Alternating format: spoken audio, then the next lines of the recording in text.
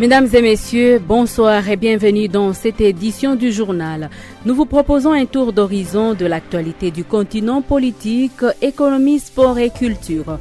Vous êtes sur Afrique Unie Radio, une plateforme médiatique consacrée à l'actualité africaine et internationale. Elle offre des journaux, des reportages, des interviews et des analyses avec un accent particulier sur la mise en valeur de l'Afrique, de ses talents et de ses réalités. Je suis Déborah Keza à la présentation. Sans plus tarder, voici les principaux titres. Le Kenya traverse une période de fortes tensions marquée par des crises sanitaires, scolaires, sociales et économiques. Cette accumulation de difficultés mobilise fortement les autorités et fragilise le climat social dans le pays. République démocratique du Congo, un procès militaire sensible au cœur des enjeux sécuritaires.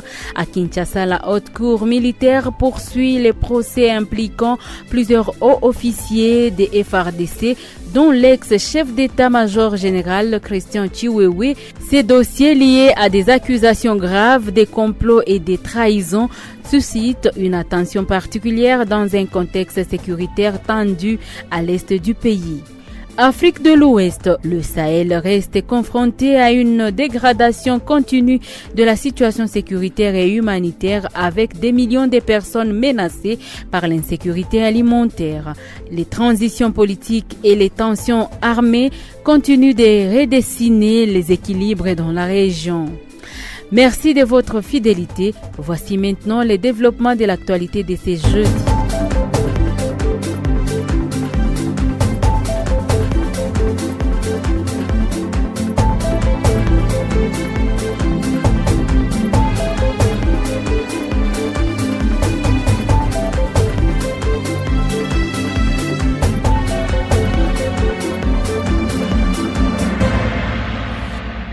Au Kenya, ce jeudi, l'actualité est marquée par une accumulation de crises et de tensions qui mobilisent l'attention des autorités comme de la population entre polémiques sanitaires, drames scolaires, inquiétudes sociales et pressions économiques. Le pays traverse une séquence particulièrement sensible. Les détails avec Fanny Chamamba. D'abord, forte polémique autour d'un projet des centres de quarantaine lié à la lutte contre Ebola. Malgré une décision de justice suspendant les travaux, les autorités poursuivent les chantiers, provoquant une vague de contestations dans le pays. Des manifestations ont éclaté dans plusieurs villes, dénonçant une décision jugée opaque et risquée pour les populations locales. Par endroits, la situation a dégénéré, faisant des victimes et accentuant les tensions entre une partie de la population et les gouvernements. Autre effet marquant, l'enquête avance après le drame survenu dans un internat de filles à Nakuru où un incendie a coûté la vie à ses élèves. Plusieurs suspects ont été placés en détention provisoire le temps que la justice établisse les responsabilités exactes. L'émotion reste forte dans le pays avec deux appels insistants à renforcer la sécurité dans les établissements scolaires. Sur le plan social, les inquiétudes grandissent face à la recrudescence de violences basées sur le genre. Des organisations de la société civile multiplient les mobilisations et demandent une réponse urgente des autorités, certaines allant jusqu'à qualifier la situation de crise nationale. Enfin, sur le plan économique, les derniers indicateurs révèlent un ralentissement de l'activité du secteur privé. La hausse des coûts, notamment du carburant, continue de peser sur les entreprises et sur le pouvoir d'achat des ménages, alimentant les inquiétudes sur les perspectives de croissance. Au Bénin, probable rouverture de la frontière du Niger après des mois de tensions entre deux pays frères. Le président élu Romuald Wadani a entamé une visite d'amitié et de travail dans le pays voisin et ceux de la sous-région après sa prise de pouvoir le 24 mai dernier. Lundi 1er juin, il a effectué sa première visite à Abuja au Nigeria, le géant de l'Est avant d'enchaîner sa visite au Niger Niger et au Burkina Faso dans la journée du mardi 2 juin. Il a poursuivi son agenda ce mercredi au Togo et en Côte d'Ivoire. Mais l'étape de Niamey retient l'attention de tous avec la rouverture de la frontière du Niger était au cœur des échanges lors de sa visite. Depuis Cotonou, Parfait Obasanjo Zola pour les détails. Après 3 ans de crispation, de déclarations hostiles et de tensions politico-diplomatiques entre deux pays voisins, une nouvelle page s'ouvre pour le Bénin et le Niger. La visite d'État du président béninois Romuald Wadagni à Niamey a accouché une lueur d'espoir de rétablissement des relations bilatérales entre deux pays frères. Un comité d'experts, considéré comme un outil technique de réconciliation, a été mis en place pour recenser et examiner les problèmes en vue de renforcer la coopération et de procéder à la réouverture effective de la frontière Bénin-Niger. Cette initiative marque un pas de géant important et un tournant décisif pour le dénouement de la crise. Née en juillet 2023, au lendemain du coup d'État au Niger, renversant le régime démocratique de Mohamed Bazoum. Pour rappel, Cotonou avait exécuté les sévères sanctions de la Commission économique des États de l'Afrique de l'Ouest, CEDEAO, contre l'État putschiste du Niger. Dans la foulée, Niamey avait accusé à son tour le Bénin d'abriter des bases militaires françaises, prêtes à déstabiliser son régime. Aujourd'hui, le compte à rebours est désormais lancé pour les deux chefs d'État, Romuald Wadagni et Abdourahmane Tiani, qui disposent de 15 jours de vérité pour sceller le retour à la normale. Entre relance du dialogue politique et perspective de réouverture des frontières, ainsi que le renforcement de la coopération économique, sociale et sécuritaire, le bout du tunnel est proche et les populations pourraient pousser un ouf de soulagement. Parfait Zola Obasanjo, Cotonou, pour Radio Afrique Unie. Et puis la haute cour militaire de Kinshasa poursuit l'examen du dossier impliquant plusieurs hauts officiers des FARDC, parmi lesquels l'ancien chef d'état-major général des forces armées, Christian Chiwewe. Les prévenus sont poursuivis pour des faits présumés de complot contre les institutions de la République, des trahisons, d'apologie du terrorisme et d'incitation de militaires à violer leurs obligations, considérés comme l'un des procès les plus sensibles de ces dernières années en RDC. Ce dossier suscite un vif intérêt au regard du contexte sécuritaire tendu dans l'est du pays. Aucune décision n'a encore été rendue et les audiences se poursuivent devant la haute cour militaire à Kinshasa. Au total, 168 139 candidats sont attendus au Nord Kivu, dont 86 641 filles, soit un taux de 51% pour l'édition 2026 de l'examen national de fin d'études primaires ENAFEP. Ces candidats sont répartis dans 674 centres de passation à travers toute la province, y compris les zones sous occupation du M23 AFC, soutenu par Kigali. Plusieurs finalistes de l'école primaire à Goma confirment que les épreuves de la première journée de l'examen national de fin d'études primaires ENAFEP se sont bien déroulées. Ceux et celles abordés ce matin disent avoir trouvé des questions comme celles qu'ils avaient l'habitude d'affronter lors des évaluations à l'école. Ils sont optimistes quant à l'obtention de leur certificat.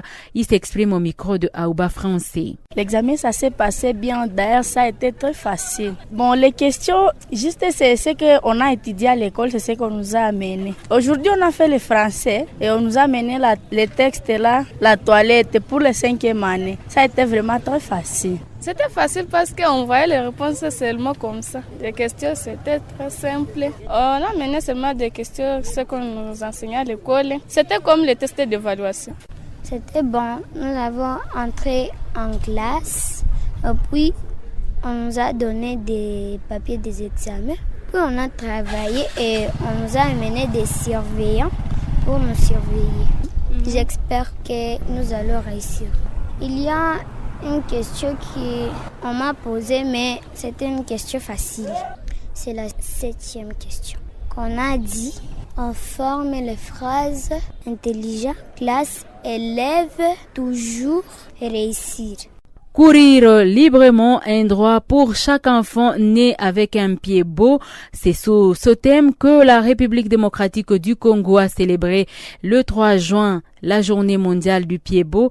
À Goma, Hope Walks, en partenariat avec Il-Africa, indique que plus de 1300 enfants ont bénéficié d'un traitement en 2025, alors que plusieurs milliers d'enfants naissent encore chaque année avec cette malformation congénitale. Si les causes exactes du pied beau demeurent inconnues, des facteurs héréditaires figurent parmi les pistes évoquées par les spécialistes. Ces derniers rappellent toutefois que cette affection peut être corrigée grâce à un traitement accessible et efficace lorsqu'elle est prise en charge précocement.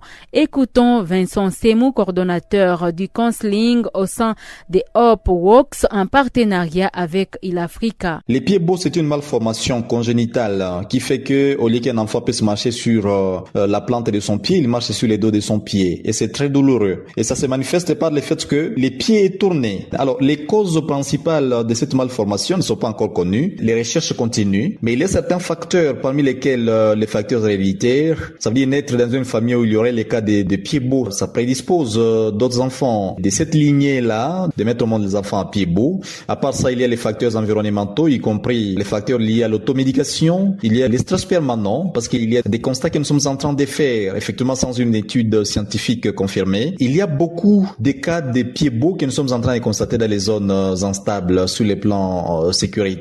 Effectivement, il y a beaucoup de malformations des pieds, mais ici, quand il s'agit du pied beau, c'est que au lieu de marcher sur la plante du pied, on marche sur les dos du pied. Alors, les traitements que nous utilisons actuellement, nous les faisons, c'est à travers la méthode Ponseti. Cette méthode consiste à utiliser deux étapes principales, notamment il y a la correction que nous faisons en utilisant les plâtres. Après cette étape de correction, nous faisons l'étape de maintien où nous utilisons les attelles. Ce sont des souliers spéciaux que nous faisons porter aux enfants pour maintenir la correction obtenue grâce au plâtre. Les messages que nous voudrions apporter à la communauté, c'est que les pieds beaux, c'est une malformation qui ne doit plus faire peur parce que on peut facilement les soigner. Afrique de l'Ouest, la situation reste marquée par des fortes tensions sécuritaires et humanitaires au Sahel.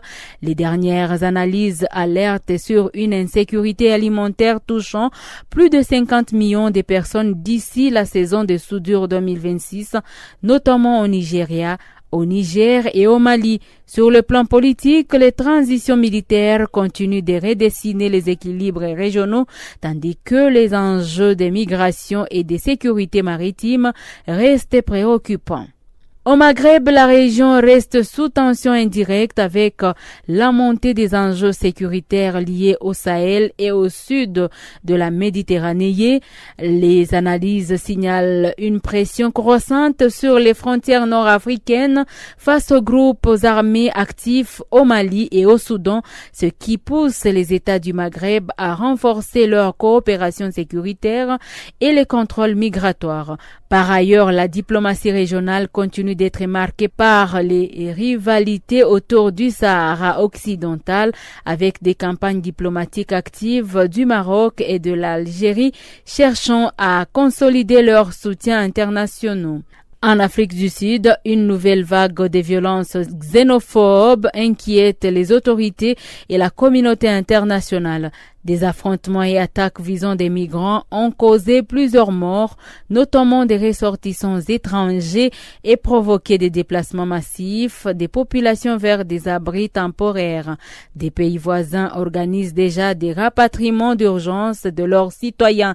La situation relance les débats sur la sécurité intérieure, le chômage et la gestion des flux migratoires dans la première économie du continent. En actualité sportive africaine, le football africain reste dominé par les polémiques autour des compétitions de la CAF, avec encore des tensions persistantes après des décisions controversées liées à la dernière CAN, notamment des recours et débats juridiques toujours en cours entre fédérations africaines. Et plusieurs sélections africaines poursuivent leurs matchs de préparation avec des résultats encourageants, notamment l'Algérie et le Nigeria qui qui testent leurs effectifs face à des nations européennes dans une dynamique de montée en puissance avec le mondial. En actualité internationale, l'Ukraine reste confrontée à une intensification des frappes russes. Ces derniers jours, plusieurs attaques combinant missiles et drones ont visé Kiev, Dnipro, Kharkiv et d'autres régions faisant des dizaines de morts et des blessés. Parallèlement, l'armée ukrainienne poursuit ses opérations des drones en profondeur sur le territoire russe, ciblant notamment des infrastructures énergétiques et logistiques. La situation demeure tendue dans les détroits d'Ormuz, passage stratégique pour 20% du commerce mondial du pétrole. Malgré une reprise progressive du trafic maritime après les récentes tensions régionales, plusieurs acteurs internationaux continuent de surveiller étroitement la sécurité de la navigation, tandis que les restrictions et des risques d'incidents persistent dans la zone. À la Maison-Blanche, la principale actualité à Washington ce jeudi est le revers politique subi par le président américain Donald Trump après l'adoption par la Chambre des représentants d'une résolution visant à limiter son pouvoir d'engager les forces américaines dans les conflits avec l'Iran sans l'accord du Congrès. Le texte soutenu par des élus des deux partis constitue une rare contestation de la politique étrangère de la Maison-Blanche. Parallèlement, l'administration poursuit ses discussions sur un éventuel accord avec l'Iran, tandis que plusieurs décrets présidentiels ont été signés cette semaine concernant l'intelligence artificielle, la fonction publique fédérale et les renforcements des contrôles douaniers.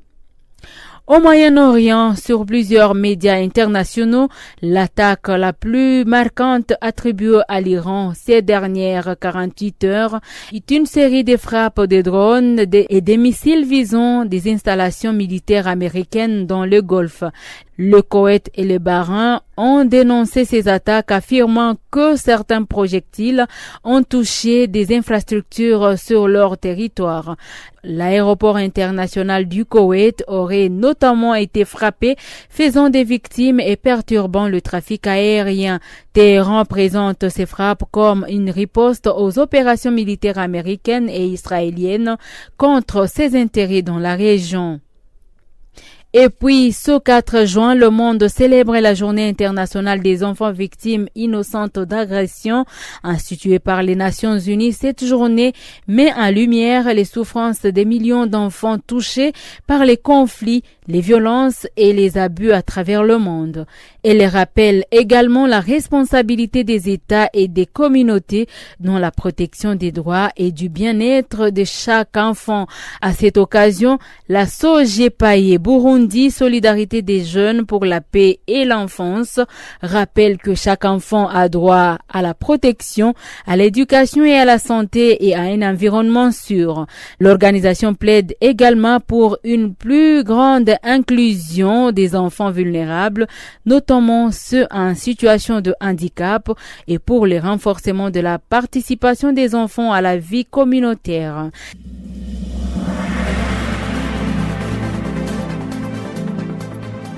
C'est la fin de cette édition. Merci pour votre fidélité. Restez connectés à l'actualité en continu sur nos pages Facebook et X. Retrouvez-nous très prochainement pour un nouveau journal sur Afrique Unie Radio.